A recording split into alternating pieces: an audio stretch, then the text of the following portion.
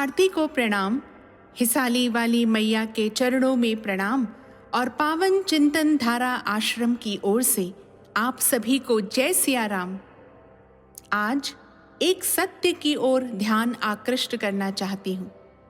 यदि आपने ध्यान से युद्ध कांड का अंतिम सर्ग सुना होगा तो आपने पाया होगा कि उस सर्ग के अंत में ऋषि वाल्मीकि श्री राम के राज्याभिषेक के विवरण के पश्चात रामायण का महात्म्य बताते हैं और युद्ध कांड का अंत कुछ इस प्रकार करते हैं जैसे कि वे रामायण की अंतिम पंक्तियां लिख रहे हों।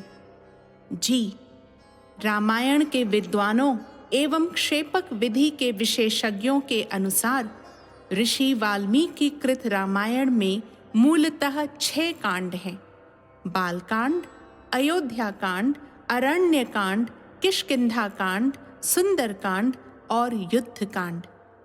7वां कांड यानी उत्तरकांड बाद में जोड़ा गया है और किसने जोड़ा यह भी ज्ञात नहीं, कब जोड़ा यह भी पता नहीं। वे बताते हैं कि उत्तरकांड का शब्द विन्यास और काव्य शैली प्रथम 6 कांडों से भिन्न है, जिससे यह सिद्ध होता है कि यह कांड ऋषि वाल्मीकि कृत नहीं है। विशेषज्ञ यह भी तर्क देते हैं कि आरंभ में जब नारद मुनि ऋषि वाल्मीकि को पूरी रामायण का सार सुनाते हैं, वे भी श्री राम के राज्याभिषेक पर कथा पूर्ण करते हैं और उनसे इस महाग्रंथ को लिखने को कहते हैं।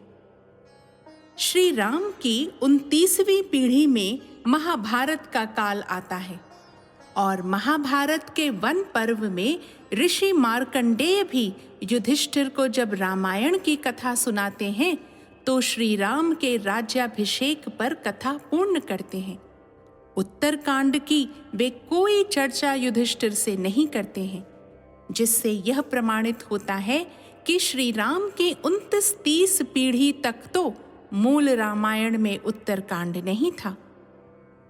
इसलिए मैं श्रीमद् वाल्मीकि रामायण यथा रूप पाठ में इस कांड का यानी उत्तरकांड का पाठ नहीं कर रही हूँ। अर्थात भारी मन से यह कहना पड़ रहा है कि रामायण की यह सुंदर यात्रा आज पूर्ण हो रही है।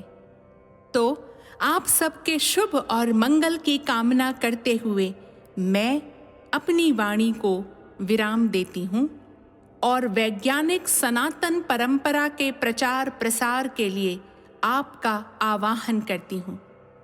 हाँ, आप सभी के अथाह प्रेम के लिए आपकी सदा ऋणी रहूंगी। आप सभी को सादर प्रणाम। कूजन्तं राम रामेति मधुरं मधुराक्षरम् आरुह्य कविताशाखां वन्दे वाल्मीकिकोकिलम् आपदामपहर्तारं दातारं सर्वसम्पदां लोकाभिरामं श्रीरामं भूयो भूयो नमाम्यहम्।